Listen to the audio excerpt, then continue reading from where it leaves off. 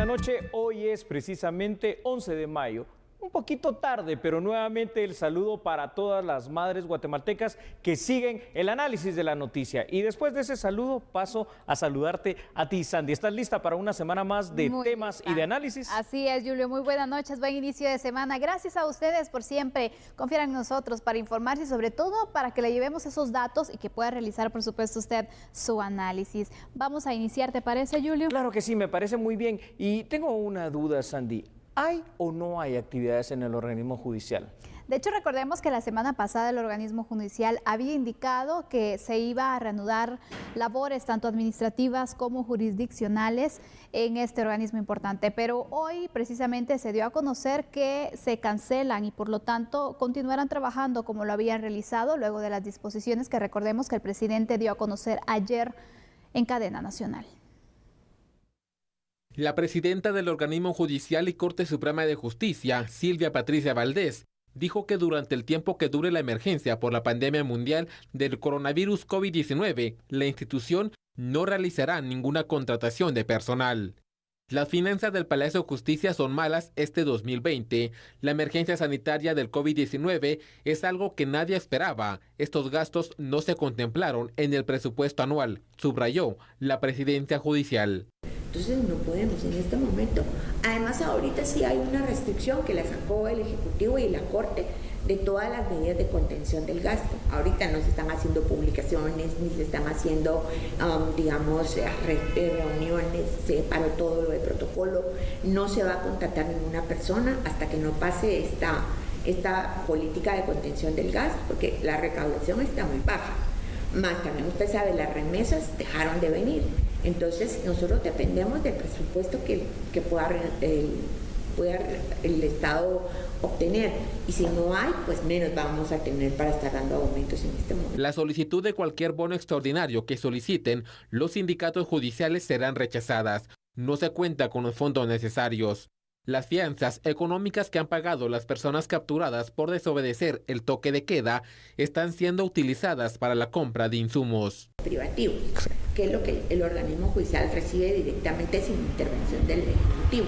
Pero eso es lo que estamos usando, todo lo que se ha puesto de multas es lo que se está usando para la compra de mascarillas, gel, cloro, desinfectantes y guantes y los trajes especiales para los jueces y los acrílicos, porque nosotros no estábamos preparados para esta emergencia.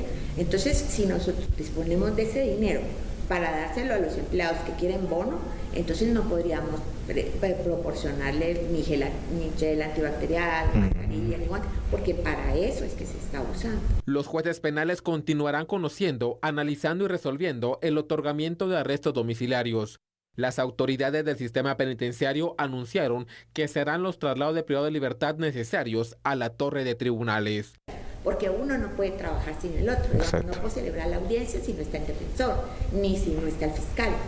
Y el Ministerio de Gobernación tiene que colaborar trayendo a los privados de libertad para que se pueda realizar la audiencia. Y en videoconferencia también en coordinación con Gobernación, con MP, con INASIF y con el Instituto de la Defensa Pública. La presidenta judicial Silvia Patricia Valdés dijo que las vacaciones anuales del organismo judicial de este 2020 no se pueden suspender para recuperar el tiempo perdido por la emergencia de la pandemia mundial, pero podrían modificar los turnos para que las judicaturas no queden cerradas totalmente como en años anteriores. Pues miren, no lo hemos conversado, pero no creo porque las vacaciones son constitucionales, ¿verdad? Tal vez no que salga todo el tribunal como se ha hecho, sino que salgan en turnos, como hemos estado trabajando todos, para que no quede cerrado el tribunal completamente sin el personal especializado de esa dependencia. La institución continuará prestando el servicio de forma irregular. El crecimiento de los casos de coronavirus, la prohibición de circular entre los departamentos y la suspensión del transporte público urbano y extraurbano obligó a la institución a cancelar la reanudación de labores este martes 12 de mayo de forma paulatina. Únicamente estarán trabajando algunos juzgados como es el de paz, penal, femicidio, familia, civil y trabajo, entre otras, atendiendo y solucionando únicamente diligencias donde se puedan vulnerar derechos constitucionales. Con imágenes de Cristian García, un reporte de Hugo Morales. A ver, si podemos imaginarnos que hay una sola institución estatal que cubra los 340 municipios del país, es el organismo judicial. Vea estos datos que están ahí en pantalla, por favor. Sandy, como tú sabes, el organismo judicial está integrado por jueces de paz, jueces de instancia, tribunales de sentencia, juzgados unipersonales, pero también por los magistrados de sala y magistrados de Corte Suprema, que por cierto no han sido todavía electos. Ese es otro tema. Efectivamente. Relacionado, ¿verdad, Sandy, al COVID-19, el organismo judicial ha mantenido durante ya 2 meses prácticamente medidas de precaución que a mi parecer son bastante oportunas, como el cierre de la mayoría de juzgados y también de salas. Únicamente han funcionado los juzgados penales de turno, esto es obvio, por eso es que son de turno, los de paz, de instancia y algunos otros de manera muy específica y muy particular. Pero en general, aquellas salas de audiencia donde habían jueces, por ejemplo, fiscales, defensores públicos penales, testigos, forenses del INASIF y el público, porque las audiencias, recordemos que son públicas también, salvo que sea un caso muy particular y muy privado y haya una disposición específica del juez o del tribunal, todo eso no se está dando. Y qué bueno, Sandy, porque te imaginas cuántas personas pueden haber en un día, solamente en un día, en torre de tribunales. Imagínate, la verdad es de que constantemente, recordemos que no solamente es una audiencia la que se celebra, es correcto, son varias, entonces así al final el encuentro también de los procesados, de las partes procesales, eso es también un factor de riesgo, por lo tanto creo que es muy importante entonces que se tomaran en cuenta estas medidas, Julio, porque sabemos que en este momento hay que contener la enfermedad y de hecho recordemos que desde el fin de semana se han registrado cifras que se han confirmado ese pronóstico que se había hecho del aumento de casos y de esa curva de crecimiento que vamos a tener en estas semanas y que por supuesto podría durar todo el mes. Sí, estamos entrando precisamente en esa fase álgida, en esa fase quiero decir crítica, y como tú bien lo dices, no solo el mes de mayo, todavía se contempla el mes de junio, por eso es que esto es muy oportuno.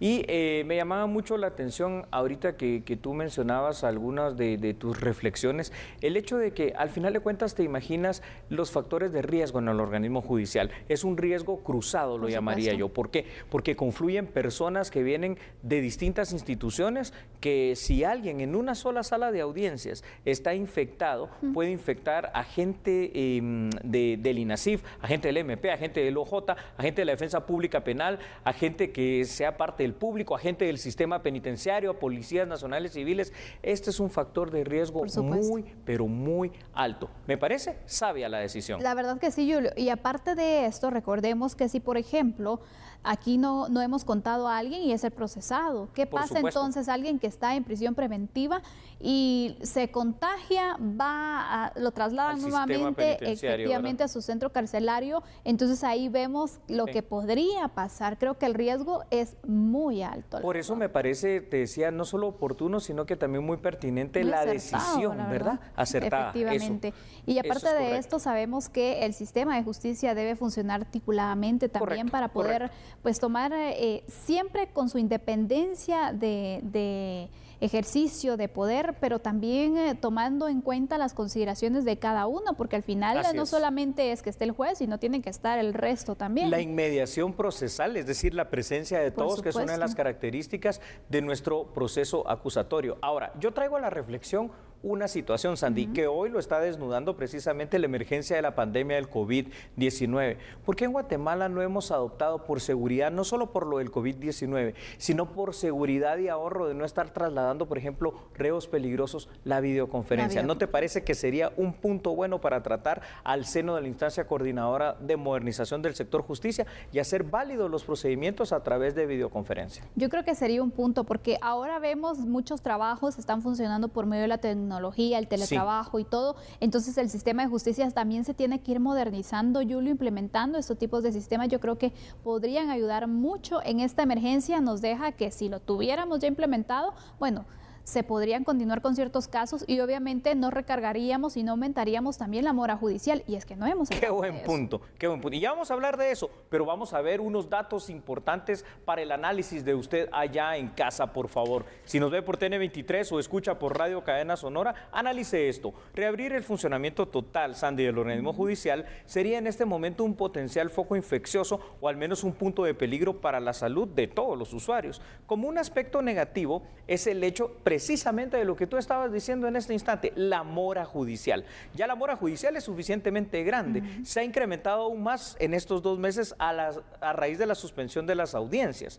Consecuentemente, muchos casos de cualquier índole y de cualquier tema y materia van a sufrir atraso en la resolución de los mismos. Lo más prudente será que el organismo judicial, que de manera natural alberga tantos usuarios día con día, pues siga manteniéndose cerrado. Pero aparte de que eso es bueno, habrá que encontrar una fórmula. Y aunque la presidenta del OJ decía que no podían suspenderse las vacaciones por ser un tema constitucional, sí habrá que encontrar una forma de ir reponiendo este tiempo. Porque, a ver, ¿cómo le explicas tú? Pongámonos en la otra parte. A una persona que ha esperado 3, 4 meses para llegar a audiencia y se suspende y se la fijamos dentro de 4, 5 o 6 meses más. Mientras tanto, sigue en prisión preventiva. Efectivamente, yo creo que también aquí va a ser un trabajo muy importante el que puede establecer también, por ejemplo, el sistema penitenciario, Julio, que las autoridades también puedan ayudar a formular los expedientes, porque hay solicitudes de redención de penas, por ejemplo, algunas solicitudes de medidas sustitutivas. Ir evacuando este tipo de audiencias podría ser también para que de esta forma se sigan,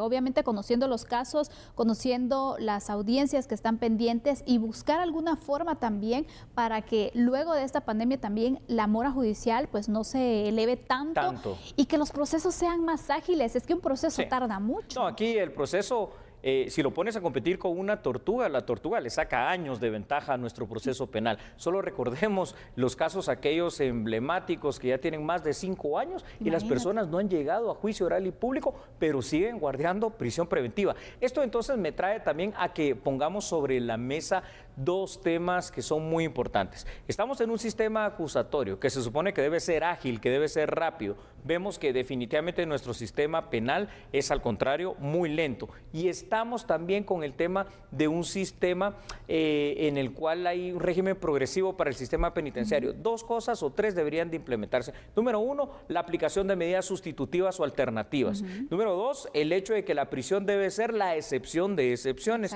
Y número 3, pues para aquellos que tienen prisión preventiva, contar con medidas alternativas como el brazalete de control telemático. Creo que por ahí va el camino. Por supuesto, aunque el brazalete no sé cuánto tiempo nos podría llevar también. Parece utopía en Guatemala, ¿verdad? Efectivamente. Vamos a concluir entonces con este, que es el primer tema de la noche. Vamos a una pausa en el momento, pero cuando regresemos, Julio, ¿cumplimos o no cumplimos con las medidas establecidas contra el coronavirus? ¡Qué buena pregunta! Yo les he de decir, por cosas que he visto, por situaciones que he presenciado, no todos están cumpliendo con esas medidas, pero lo hablamos al regresar, ¿te parece? Por supuesto, vamos a la pausa, regresamos enseguida. No cambie, porque nosotros somos a la medida.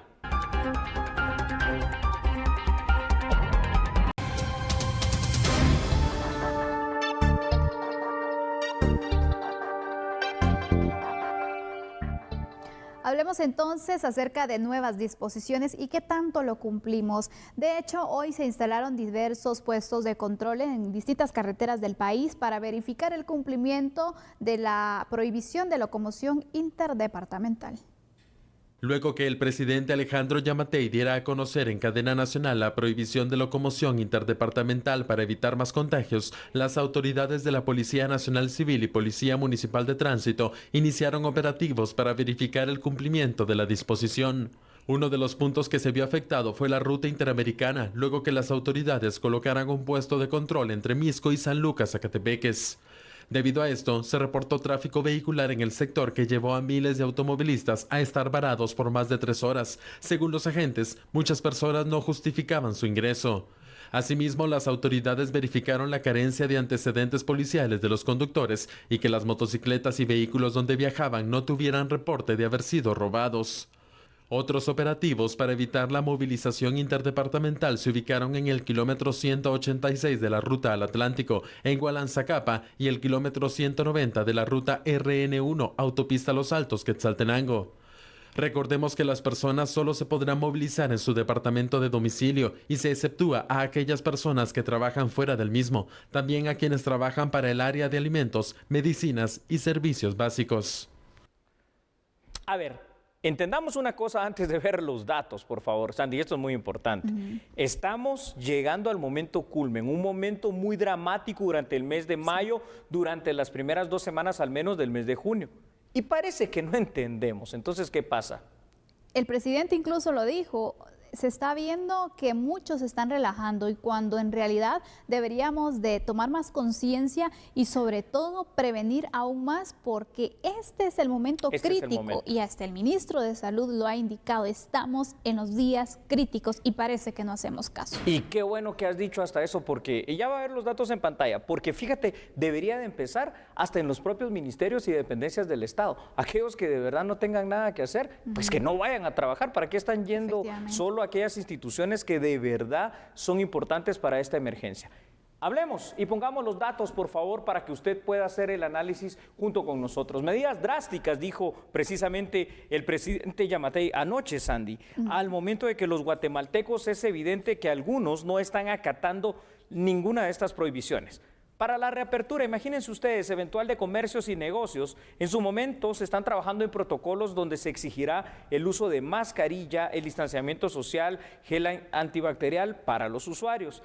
El día de hoy específicamente, sin que los negocios en teoría estuviesen abiertos, aunque muchos abrieron, eso ya es otro tema, se pudo observar operativos importantes para controlar el paso interdepartamental que por el momento está prohibido. 10 kilómetros de cola al menos en la Interamericana. ¿Qué pasa, por Dios? Se puede observar en la calle, Sandy, a personas que no respetan las medidas básicas de seguridad y de prevención. Y también ha sido evidente el relajamiento para el toque de queda. Y ayer, yo no sé si tú te pudiste percatar, obviamente si tuviste oportunidad de salir por cuestiones de trabajo, que nos toca, no obviamente estar en esto de las noticias, pero hombre, hasta niños y todos en la calle, en los centros comerciales, abierto, comprando. El COVID-19 mata, contagia, hay que tenerlo claro. Mira, Julio, la verdad es que yo creo que hay que irnos preparando. Sabíamos que, por ejemplo, el domingo, el Día de las Madres, si usted tenía la oportunidad de tener a su mamá en casa, de compartir con alguien, de disfrutar, había que planificarlo. Yo eso hice. El fin de semana no salí absolutamente para nada. ¿Hiciste bien? Porque obviamente era el momento de estar en casa. Por cuestiones laborales o por cuestiones urgentes, está bien, hay que salir, siempre con las medidas de prevención, pero es que a veces se va toda la familia para ir a traer comida, para ir a hacer algo que no es tan necesario. Expones a los menores. Efectivamente, entonces, ¿por qué nos estamos relajando tanto? Pensamos, bueno, es que ya llevamos días, ya es... No, en realidad esto es algo serio. Y hoy, Julio, cuando observamos esas largas filas de personas que pretendían irse a otros lugares, y aparte de ello, es que muchos, según los datos de la policía también, muchos no lograron justificar por qué estaban trasladándose. Y lo peor de todo esto es que están afectando a personas que sí tienen la necesidad de trasladarse por trabajo. Por supuesto. Y les tocó hacer la gran cola por personas que quizás querían ir a pasear. Mira qué importante, aquellos médicos que viven en otro departamento y vienen a Guatemala, por ejemplo, de Zacatepec a Guatemala, que estamos a la par,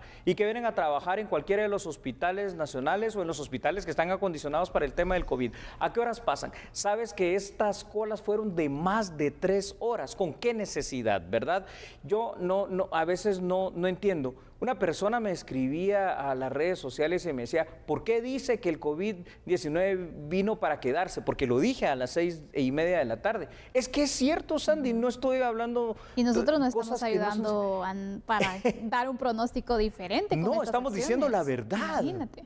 Es más, fíjate, a ver... Si analizamos muchos de los documentos de la OMS y de distintos países en cuanto a los temas epidemiológicos, cuesta pronunciar un poquito esa palabra, dicen que en un periodo más o menos 2-3 años, el 80% de la población del mundo habrá tenido COVID-19, aunque la mayoría tal vez haya sido asintomático o algunos como un simple catarro o una pequeña tos, pero es decir, el COVID-19 está allí. El gran problema en este momento, y los que no se quieren dar cuenta, es que no hay una vacuna, no hay algo real que pueda tenerse como un tratamiento. Que los cubanos tienen su medicina que ha funcionado medianamente, sí. Que los italianos han utilizado uno de los antibióticos más básicos que existen y les ha funcionado, sí. Pero ¿cuántos han muerto?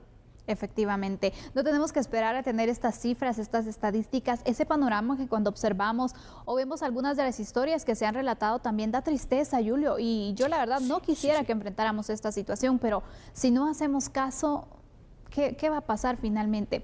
Quiero que nos aclares, Sí, Julio, Sandy, por favor. quiénes sí pueden tener esta conexión o este transporte interdepartamental. ¿Qué requisitos se tienen que cumplir para que las personas también no digan, bueno, vamos a probar y si no me regreso? No. Y es que en esas muchos se pueden tener ese mismo pensamiento y hacer estas grandes colas y afectar a otras personas que sí lo necesitan. Tienes toda la razón, Sandy. Diré algunos de los ejemplos más emblemáticos. Por ejemplo, aquellos que están en la primera línea de atención al COVID-19, el personal de salud, enfermeros, médicos, todos los que trabajan, hasta el personal administrativo de limpieza, pueden pasar. Lo único que necesitan es documentar que trabajan en ello. Es decir, inclusive los doctores que trabajan en lo particular pueden hacerlo si se identifican, dicen, voy a mi clínica, llevo mi bata, llevo mis cuestiones. ¿Qué están haciendo? Ha habido la necesidad de que abran los carros, de que abran los baúles para que no sea un paseo como tú dices. Los abogados, el gremio, los colegas, a ver, pueden pasar única y exclusivamente si justifican, no solo su carnet de abogado, si justifican que tienen que ir a una audiencia, de lo contrario no. Obviamente la prensa al realizar su labor periodística puede hacerlo también, los cuerpos de socorro, los cuerpos de seguridad, y está también autorizado, Sandy, el transporte pesado, aquellos que transportan, por ejemplo, carga que es vital, ¿no? Que transportan alimentos perecederos y no perecederos, que transportan combustible. Y obviamente tienen que llevar la autorización, ¿no? Y llevan una autorización pertinente para poder hacer esto, ¿verdad, Sandy?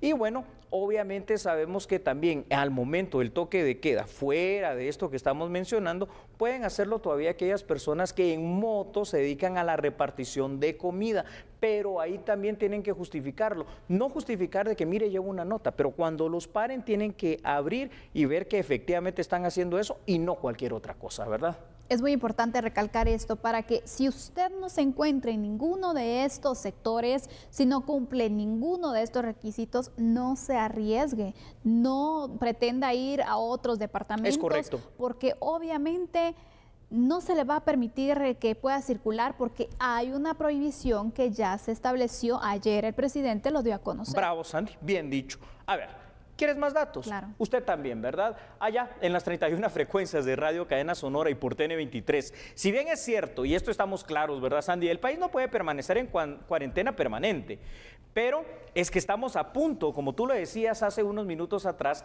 de entrar al momento más álgido, al momento culmen del COVID-19 en Guatemala. Ha sido evidente el hecho que las personas están volviendo a salir en familia, también ya lo dijimos, a realizar sus compras o a realizar sus diligencias. Con ello están exponiendo a los menores, a las personas mayores, pero ¿sabes qué es lo que nadie se imagina? Que se están exponiendo todos, porque es que el fin de semana murió una persona de 38 años, el COVID-19 mata sin importar la edad. Asimismo, se ha podido evidenciar cómo en algunos mercados el control del distanciamiento social y de las medidas de contención es prácticamente inexistente en algunos, no en todos. Esto no es el momento, Sandy, no es el momento para nada de relajarse en torno a las medidas de prevención y de contención contra el COVID-19. Por el contrario, es ahora que debemos de ser más cuidadosos y entender que la primera ola, ojo con lo que estoy diciendo, la primera ola está a punto de llegar a esa curva ascendente más dramática. ¿Por qué digo la primera ola? ¿Te recuerdas dónde empezó el COVID-19? Ahí en Wuhan, China. Ahora se están reportando nuevamente casos porque están empezando con la segunda ola de contagios. Es que el COVID vino, repito, para quedarse. Y ellos son nuestra referencia, recordemos, porque obviamente pues, fue donde se originó todo, donde iniciaron los casos y es nuestra principal referencia de lo que puede pasar, obviamente, y sobre todo las medidas que se van adaptando. En el tema de los mercados también, Julio, ya para ir concluyendo con este tema, creo que es muy importante que los comerciantes se puedan poner de acuerdo porque el presidente indicó, si no cumplen con las disposiciones, se van a cerrar los mercados. Es correcto. Es mejor tomar las medidas, poder coordinarse, incluso hacer turnos, no sé, una forma para evitar las aglomeraciones y no que luego cierren el mercado y que obviamente no van a poder vender ni un solo día. Muy bien dicho, Sandy. Solo una cosa para cerrar. El mejor referente de que entienda que lo que estamos diciendo es verdad es simple y sencillamente lo que hablaremos después, más tarde, en el último de los temas. Cuando veamos que ahora ya no son 2, 3, 5, 10 contagios, sino que ya son un número impresionante, 62 en este día, para ser exactos.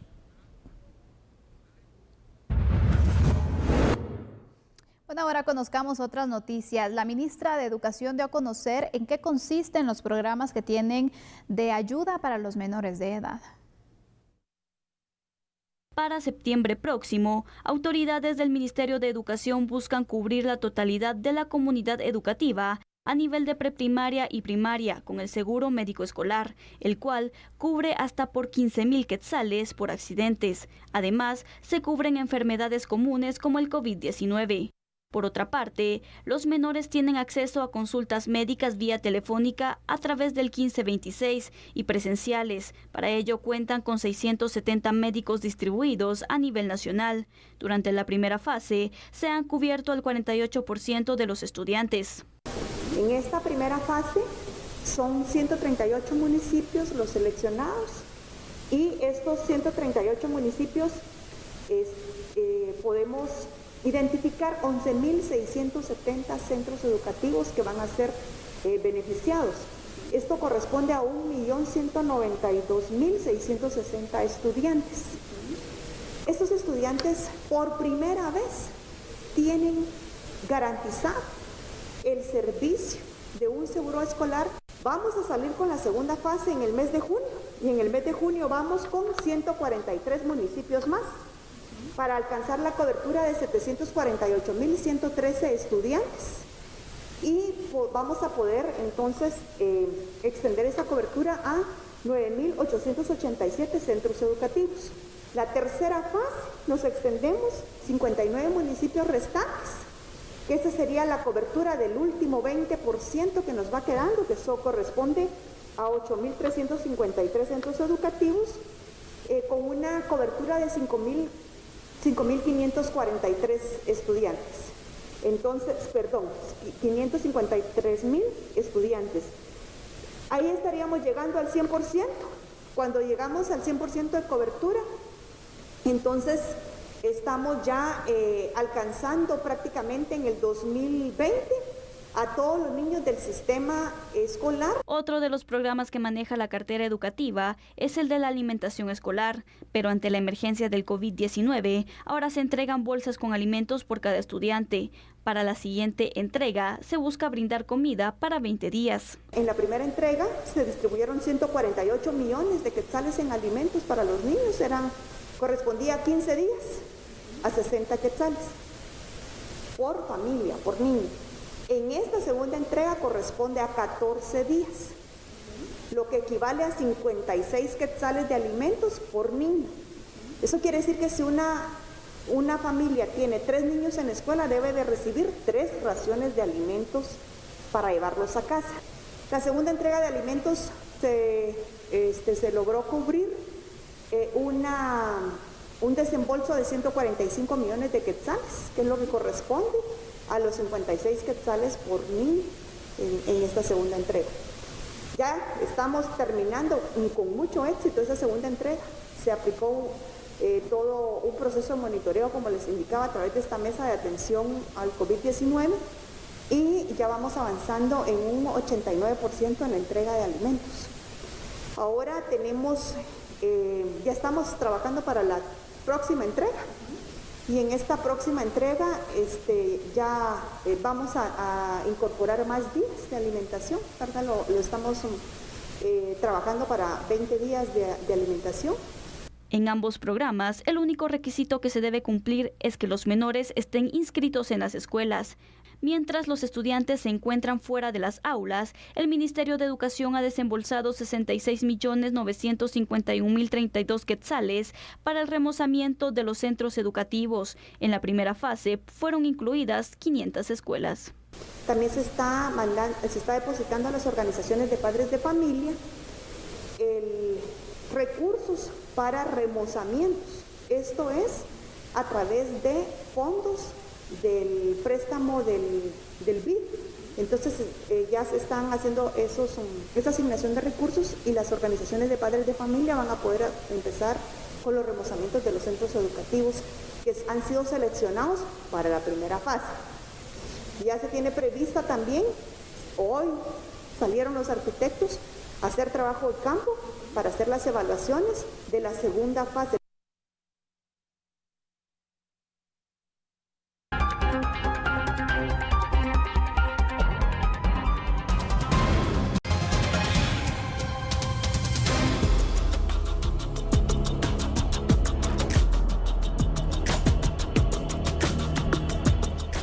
Continuamos con más información y ha llegado el momento de analizar los datos y actualizarlos, por supuesto.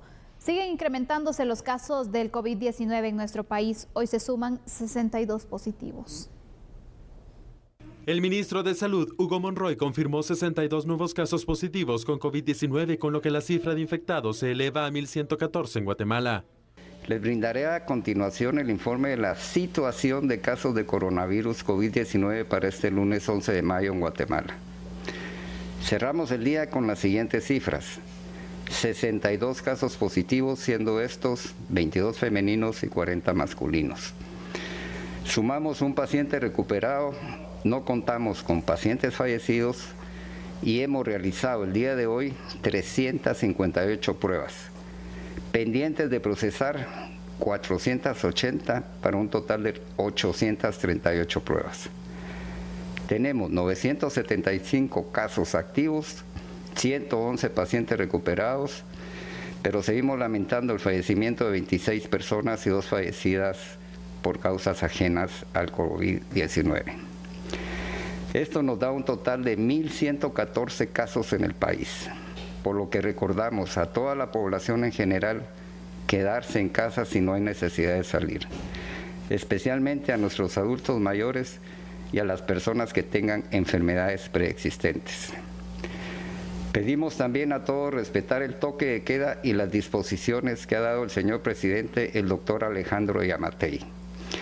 Por favor, continuemos con las medidas preventivas como el uso de mascarilla, el lavado de manos, el distanciamiento social, porque recordemos que juntos saldremos adelante. Bueno, yo antes de hacer el análisis, Sandy, quiero saludar a todas las personas que nos escriben, muchos de ellos muy de acuerdo o haciendo todavía más grande la discusión y el análisis, y algunos diciendo, no, es que lo que decís no es cierto, lo del COVID-19, el COVID-19 no solo vino para quedarse, también vino aquí en el mundo, que esos son los datos de la Organización Mundial de la Salud, sino que lo estamos viendo día con día cómo cada vez se está incrementando este número de personas que están infectadas en Guatemala. Y cómo la situación se extiende a nivel mundial. Correcto, aún en aquellos países donde parecía que ya habían superado completamente lo que es esta pandemia. ¿Me permites dar unos datos? Bueno, usted escuchó al ministro, ¿verdad?, de Salud. Ahora vea esto, por favor. Tenemos 62 casos nuevos el día de hoy, 40 hombres y 22 mujeres. Ya, yo quiero que después nos explique, Sandy, esa situación de por qué más hombres y mujeres. Un dato muy curioso, ¿verdad? Luego, en total hay 1.114 casos, de los cuales 975 están en activo y 111 personas aquí en Guatemala han logrado recuperarse del COVID-19. Pero dése cuenta de este último dato, 26 son ya las personas que han fallecido.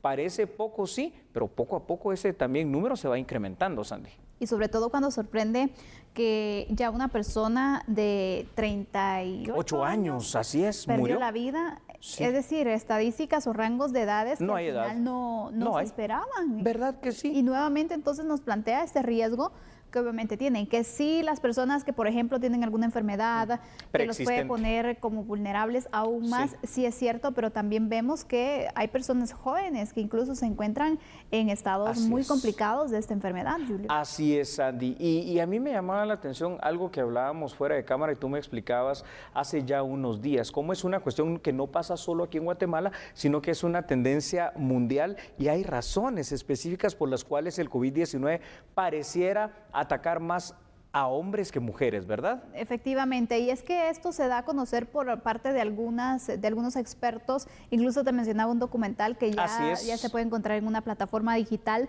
donde indican que la mayor cantidad de casos son en hombres y que posiblemente, esa es una de las teorías. Una teoría, efectivamente, pueden existir otras también. Es por el constante lavado de manos y esos cuidados que se deben tener, donde las mujeres somos un poco más delicadas, más higiénicas, y lo podemos hacer constantemente, mientras que el hombre pues es un poco más práctico, y eso puede ser uno de los motivos por los cuales vemos que el número de casos en hombres es mayor al de las mujeres. Entonces, hombres, por favor, a tomar sus medidas de precaución. Lavar las manitas y a usar el alcohol y el gel. Usted quiere ver el dato por regiones, yo lo sé, claro que sí. Lo vemos, Sandy, por favor, para hacer el análisis. Ahí en pantalla usted lo tiene. Ya sabe que la región número 1, Guatemala, Chimaltenango y Zacatepeques, es la que siempre ha sido la abanderada, entre comillas, de los casos. 679 casos de COVID-19. Región número 2, Quetzaltenango, Totonicapán, Huehuetenango y San Marcos registró 2 casos más este día y ya suben a 128. La región número 3, que es Izabal, Zacapa, Chiquimula y Jalapa, El Progreso,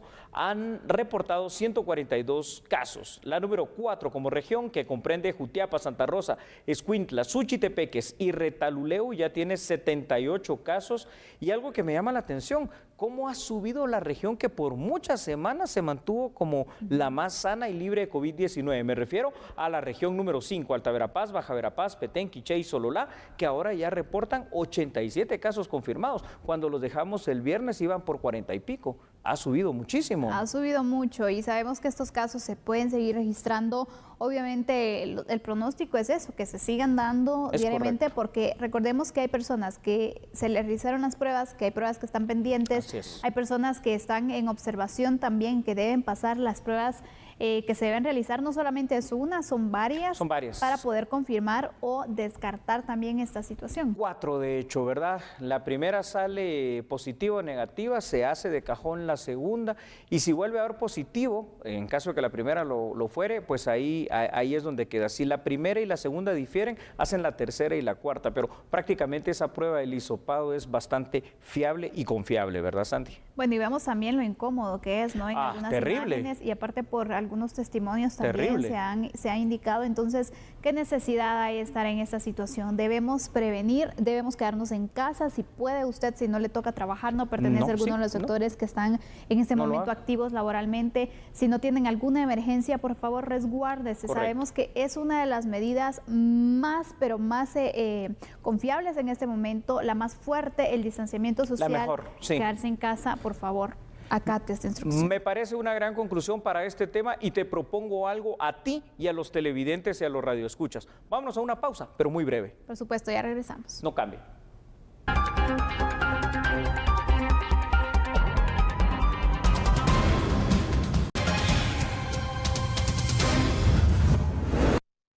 El vicepresidente de la República realizó una visita al Instituto Guatemalteco de Seguridad Social en su sede de la Zona 6. El vicemandatario Castillo visitó distintas áreas del centro hospitalario. El director del ICS de la Zona 6, Julio Barreno, y la gerente Marilyn Ortiz lo recibieron y lo acompañaron mientras realizó el recorrido. El vicepresidente dijo: Yo estoy seguro de que la coordinación entre el Ministerio de Salud y el Instituto Guatemalteco de Salud y Seguridad Social es fundamental, porque pues son ellos nuestra primera línea, la primera base de atención en la salud al país. Así que pues el mensaje de decirles es que nos agrada muchísimo el trabajo que están realizando. Sabemos que hay muchas cosas que mejorar. La intención del presidente es verificar que en el ICS se esté dando la atención adecuada, particularmente a las personas que han sido positivo COVID. Pero no existe ninguna diferencia, ni mucho menos intenciones de querer afectar al ICS. El ICS pertenece a todos los trabajadores y en consecuencia, como ya dije anteriormente, hay mucho que mejorar, hay muchas situaciones que resolver, por supuesto, eso la Junta Directiva y toda la administración del ICS lo tienen claro, y en eso se tendrá que trabajar para pues dar una mejor atención, pero que exista una intención particular de gobierno de afectar las acciones del ICS, tengo que decirlo con mucha franqueza, no es así. La gerente de la Seguridad Social se refirió a la visita del vicepresidente Castillo. Nosotros nos venimos preparando desde que el ente rector dio las directrices. Y no solamente desde el inicio fue la prevención, capacitación, el abastecimiento, tanto de insumos como de equipo. Eso ha sido primordial para poder atender a nuestros afiliados y derechohabientes. Hemos habilitado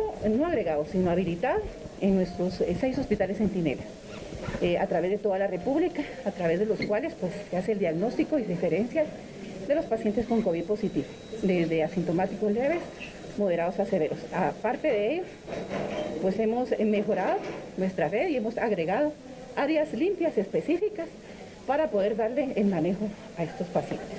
Y pues estamos muy agradecidos acá con la presencia del señor vicepresidente. Nosotros como Seguro Social pues somos muy respetuosos de las directrices del ente rector y hemos estado en comunicación con el Ministerio de Salud Pública y Asistencia Social, el señor ministro y sus diferentes viceministros. Entre las áreas que visitó el vicepresidente fue la de maternidad, donde las autoridades del ICS confirmaron que no hay ningún caso de coronavirus en mujeres embarazadas. Y es que en concordancia con la anterior nota, ¿sabe usted que las autoridades del Ministerio de Salud anunciaron el traslado de pacientes positivos de COVID-19 al Instituto Guatemalteco de Seguridad Social para que continúen allí, en ese lugar y en esas instalaciones con su tratamiento? Vea por favor la información. El Hospital Temporal del Parque de la Industria para atención de pacientes con COVID-19 está por llegar a su capacidad. Según el ministro de Salud, Hugo Monroy, al momento tienen el 80% de ocupación, por lo que empezarán a trasladar pacientes afiliados al Instituto Guatemalteco de Seguridad Social, ICS. Ahorita tenemos un 80% de ocupación. ¿Cuántos más pueden atender? Pero recuerden que estamos dando egresos y recuperados. Pero supongamos que no hay egresos, ¿cuántos más pueden atender? ¿En cuánto tiempo se podría llenar? Nosotros tenemos que incluso mandar a los pacientes que tenemos del ICS al ICS. Y en todos lados tenemos ¿cuántos pacientes. Más o menos más pueden atender? Eso es lo que no le podría dar un dato exacto. Pero por el día de ayer, ejemplo, el Parque de la Industria iba a trasladar 18. Pero aparte hay aproximadamente unos 30 pacientes que tenemos que sacar inmediatamente. Igual en el Hospital de Villanueva hay pacientes del ICS. Ya estamos en comunicación con ellos que vamos a tener que darles a ellos porque ellos tienen capacidad también. Tiene que ser hoy porque nosotros hemos cubierto mucho el ICS. Nosotros recibimos a toda la población de Guatemala. ¿Cuántos pacientes? Nosotros no preguntamos si es del ICS, si paga seguro, no. Nosotros nuestra obligación es servir al pueblo de Guatemala en salud. Y por eso es que después nos hemos dado cuenta que tenemos muchos pacientes del ICS que tenemos que devolver. Según Monroy, el Parque de la Industria tiene una capacidad de atender a 300 pacientes. Además, cuenta con el Hospital de Xela para más de 80 personas, San Benito Petén y Zacapa. En cuanto a abastecimiento en atención de la pandemia, autoridades señalaron que cuenta con el 65%. Abastecimiento estamos bien ahorita, tenemos hasta un 65%, pero ya estamos, recuérdense que el desabastecimiento no es solo en Guatemala, es a nivel mundial. Incluso hay gobiernos como el de Estados Unidos que no permite vender más porque lo están usando para ellos, Europa igual. Nos han estado abasteciendo a base de pequeñas... El ministerio también está a la espera de la contratación de más médicos para la atención de pacientes con COVID-19.